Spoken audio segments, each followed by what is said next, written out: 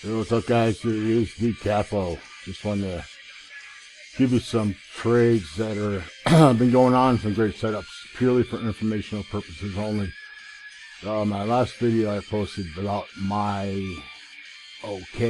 Michael Yellow Oscar Kelly, MYOK. You can see it down here in the bottom right. It's been channeling beautifully in the past 2 or 3 days. What I love about this chart, go to the daily, look at this thing. Topped off, held here, now it broke.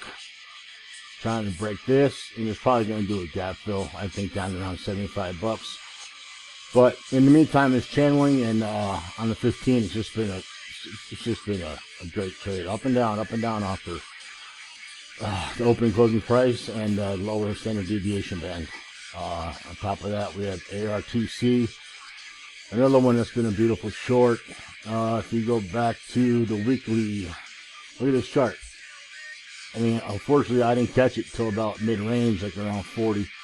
But this thing just spiked right up, and then I pull up the weekly, and I see this big elephant bar forming, and it's just been a beautiful fade ever since. So I'm going to see if it holds this area.